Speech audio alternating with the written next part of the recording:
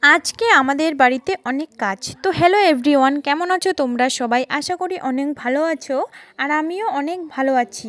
তো দেখো, আজকে আমাদের এই রুমটা, এটা আমার রুম, এখানে আমি থাকি। তো আমাদের মোট 3টে রুম আছে, 3টের মধ্যে 2টা পাকা, আর এটা আমি যেখানে থাকি এটা একটু কাঁচা।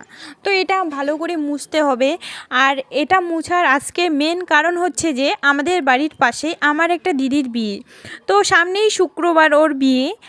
আজকে আসে ওদের বাড়িতে পুজো।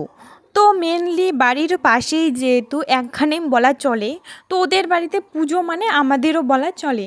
তো দেখো, আমি বাড়িঘরগুলো একটু ভালো করে মুছে নিচ্ছি, কারণ আজকে নিরামিষ খেতে হবে, পুজো বলে কথা, তাই না? তো আমার ঘরটা প্রায় মুছা কমপ্লিট হয়ে গেছে। এখন আমি বারান্দাটা মুছে নিব ভালো করে। আজকে শরীরটাও একটু ভালো নেই, একটু জ্বর জ্বর সর্দি সর্দি লাগছিল, কিন্তু উপায় নেই, কাজ তো করতেই হবে, কারণ কাজ না করলে তো আর হবে না, তার জন্য করতেই হবে। তো দেখো, আমার ঘরটাও কিন্তু প্রায় মোছা কমপ্লিট হয়ে গেছে।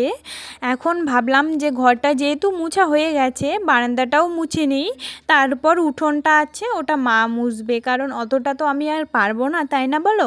তো দেখো, আমি এখন বারান্দাটা মোছা শুরু করে দিয়েছিলাম। তো এইখানে আমাদের সিঁড়ির এখানে একটা থাক করা আছে, এটা দিয়ে চড়তে হয় উপরে, নাহলে একটু প্রবলেম হয়। তো এটা বানানো হয়েছে, আপাতত মাটির বানানো হয়েছে, কয়দিন পরে এটা পাকা বানানো হবে।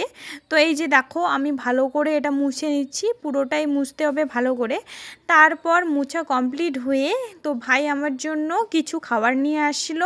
এগুলা কিন্তু ভেজ খাবার ছিল, কারণ হচ্ছে যে আজকে তো পুজো, আজকে তো ননভেজ খাওয়া যাবে না। তো এগুলা হচ্ছে বাঁধাকপির পকোড়া আর ভেজ চাউমিন। তো আমি এখন টেস্ট করে নিচ্ছি কেমন লাগছে।